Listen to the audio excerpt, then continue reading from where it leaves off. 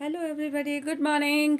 मेरा नाम संदेह है और आप सभी लोगों को करवा चौथ की ढेर सारी बधाई, जो कि आप लोगों ने कल मनाया है। स्किन पे बहुत सारा काम किया होगा। मैं आज आपको बताऊंगी आपके स्किन के बारे में। सभी लोग आउटर स्किन पे वर्क करते हैं। आउटर स्किन, जैसे ही स्किन की बात आती है तो हम क्या करते हैं, अपने स्किन के बारे में सोचने लगते हैं। फेशियल कराएं, मसाज कराएं या कुछ उपटन बनाएं और उसे अपने फेस पे अप्लाई करें। बट मैं आपको बताना चाहूँगी, जितने भी स्किन्स के बारे में आप सुनते हैं, फेशियल कराना या उपटन लगाना या कोई किसी भी कॉस्मेटिक को अप्लाई करके अपने फेस पे शाइनिंग लाना, लेकिन कारण क्या है? आप अच्छे न्यूट्रिशन का यूज़ नहीं करते और सोचते हैं हम ऊपर से कुछ भी लगाएंगे तो हमारे स्किन पे शाइनिंग आएगी। बट मैं आपको बताना चाहूँगी, इनर स्किन पे वर्क कीजिए। Skin is the very large organs in our body. मतलब जो हमारे स्किन को, यानी जितनी भी मांसपेशियाँ हैं, जितने भी ऑर्गन्स है, उसको किसने ढक रखा है? हमारे स्किन ने। तो हमारे स्किन की जो लेयर्स है उस पे वर्क करना चाहिए। कहते हैं जो खाते हैं वही दिखता है। तो हमारे स्किन की 3 लेयर्स होती है। आज जो मैं आपसे बात करने वाली हूँ, स्किन की 3 लेयर्स होती है।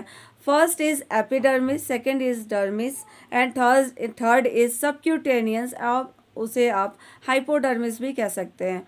एपिडर्मिस जो बाहर दिखता है, जो हमारे स्किन को कवर कर रखा है। बहुत ज़्यादा गर्मी हो या बहुत ज़्यादा ठंडा हो या किसी भी तरीके की जलन हो, उसके एहसास से बचाने का काम एपिडर्मिस का होता है। एपिडर्मिस किसी भी तरीके की, अगर मान लीजिए आप बाहर जाते हैं और स्किन एलर्जी होती है तो हमारे एपिडर्मिस पे ही शो करता है। Second is dermis. डर्मिस का मैं आपको बताऊंगी। डर्मिस में हमारे जो भी ब्लड वेसल्स होते हैं वो रन आउट करते हैं, यानी एपिडर्मिस में ब्लड वेसल्स नहीं होते और डर्मिस में ब्लड वेसल्स होते हैं। ब्लड वेसल्स क्या करते हैं, पूरी ऑल ओवर बॉडी में सप्लाई करते हैं। जब भी हम एक अच्छे न्यूट्रिशन का यूज़ करते हैं तो वो पूरे बॉडी को, यानी पूरे स्किन को, जो ऑल ओवर बॉडी में जो हमारा सेकेंड लेयर डर्मिस है, उसको ब्लड सप्लाई करते हैं, जिससे उसकी शाइनिंग आती है। थर्ड इज सबक्यूटेनियस और हाइपोडर्मिस। इसका काम है हमारे मसल्स को और टिश्यूज़ को ज्वाइंट करके रखना, यानी उसे इकट्ठा करके रखना। एक दूसरे से वो अटैच होते हैं और हेल्प करते हैं आपके स्किन को ग्लो करने में। ठीक है, ये था स्किन के बारे में। बट अब सवाल ये उठता है, आखिर हम इसको बेटर कैसे कर सकते हैं? क्या आज की डेट में जो लाइफ स्टाइल चल रही है उससे बेटर हो सकती है? नहीं, बिल्कुल भी नहीं हो सकती। मैं आपको बताऊं, आपको सुबह से लेके शाम तक का एक रूटीन मेंटेन करना चाहिए। रूटीन मेंटेन बोले तो यानी सुबह उठे और क्या करना है, ब्रश करना है, फ्रेश होना है, खाना है और सोना है।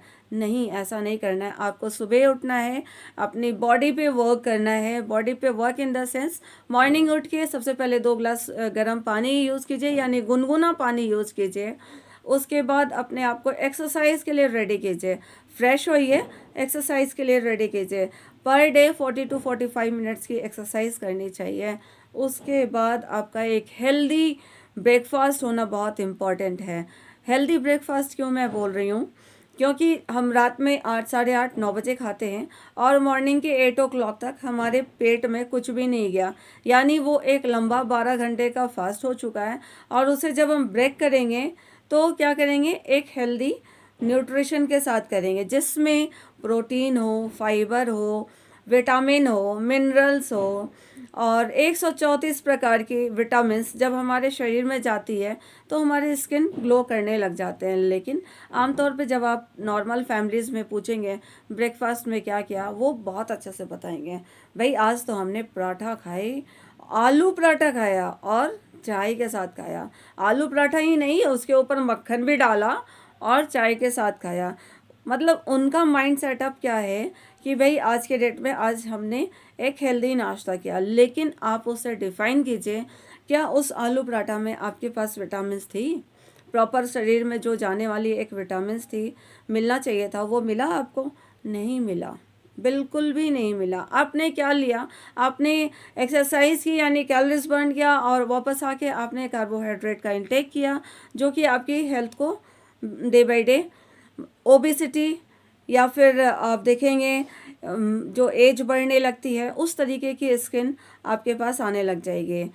मैं आपको मना करूँगी, बिल्कुल भी नहीं खाइए। पूछिए किस तरीके की डाइट को यूज़ करना चाहिए, मैंने आपको ऑलरेडी बताया हुआ है किस तरीके की डाइट लेनी चाहिए। उसके बाद अपने पानी के इनटेक को बढ़ाइए। अब सर्दियाँ आ रही हैं ना, लोग क्या करेंगे यार, पानी पिएंगे और बार बार जाएंगे। बताऊँ मैं आपको, जो हमारा शरीर है ना, उसमें मैंने आपको पहले भी बताया है, हमारी बॉडी में 70% वाटर होती है और ब्रेन में 90% वाटर होती है। लेकिन मैं आपको बताऊं, इस पानी की कमी से बहुत सारी प्रॉब्लम्स स्टार्ट हो जाती है।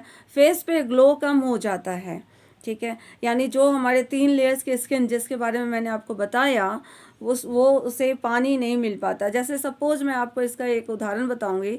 गमला है, गमले में पौधे लगाया आपने और पौधे में सही से खाद पानी नहीं डाला, तो वो पौधा कैसा होगा, मतलब उसमें जो फूल हैं वो कैसे खिलेंगे। उसी तरीके की हमारे स्किन है। दूसरा, स्ट्रेस फ्री लाइफ एंजॉय कीजिए। देखिए, स्ट्रेस फ्री को मैं पॉइंटिंग इसलिए करूँगी, हम कहते हैं स्ट्रेस फ्री रहिए, लेकिन लोग क्या कहते हैं, यार स्ट्रेस तो हमारी लाइफ का एक पार्ट है। ऑब्वियसली वो मेरे भी लाइफ का पार्ट है, लेकिन क्या, मैं आपको इसका एक एग्जांपल दूंगी। कभी आपने शाहरुख खान का पिक्चर देखा है? क्या उसने जब मूवी बनाई तो उसके फेस पे स्ट्रेस दिख रहा था? नहीं दिख रहा था। कारण क्या, उसके लाइफ में स्ट्रेस नहीं है? आप उनसे कभी पर्सनल बैठ के इंटरव्यू लेंगे और पूछेंगे तो हर एक के लाइफ में स्ट्रेस होती है। लेकिन क्या बाहर दिखाने से हमारा स्ट्रेस ख़त्म होएगा? नहीं ख़त्म होएगा। तो हम क्या करेंगे, अपने फेस को जब भी स्माइली रखेंगे तो उसका एक बेनिफिट आएगा, हमारे स्किन पे ग्लो आएगा, है ना। और अपने स्किन पे वर्क कीजिए ताकि आप इनर हेल्थ को बेटर करेंगे तो हमारा आउटर हेल्थ भी अच्छा होगा। मैं इस पे आपको एक छोटी सी अपनी एक स्टोरी सुनाती हूँ। एक हस्बैंड वाइफ थे। हस्बैंड का रूटीन था, वो सुबह 5 o'clock उठते थे। उठते ही एक जग पानी पिया, फ्रेश हुए और एक्सरसाइज करते थे। उसके बाद घर में लॉन वॉन में अपना बैठे और ताज़ी हवा का एंजॉय करते थे। नाइदर जो उनकी वाइफ थी वो क्या करती थी, वो 8:30 बेड से उठती थी और 2 कप अपना बेड टी लिया। बेड टी लेने के बाद उनका वो डेली रूटीन स्टार्ट होता था और नाश्ता और खाना इकट्ठे 12 बजे 1 बजे होता था, जिसके कारण हस्बैंड क्या थे, उनकी स्किन ग्लो रहती थी। यानी वो सैलेड का इंटेक्स अच्छे करते थे, फाइबर का इंटेक्स अच्छे से करते थे, लाइफ स्टाइल को फॉलो करते थे। तो इससे क्या होता था, उनकी स्किन ग्लो रहती थी और वाइफ जो उनसे 3 साल छोटी थी वो एंटी एजिंग की ओर बढ़ते जा रही थी। जब भी वो कपल कहीं मिलते तो हम लोग ऐसे ही बोलते थे, यार तू तो बड़ा जवान दिखता है, तेरी बेबी बहुत एज की दिखती है। तो बात समझने की कोशिश कीजिएगा। मैं ये कहानी क्यों, स्टोरी क्यों समझा रही हूँ, क्योंकि all things depend on our lifestyle and खाने का तरीके को चेंज कीजिए, लाइफ स्टाइल को चेंज कीजिए। और that's all from my side. Thank you, bye bye, take care, bye bye.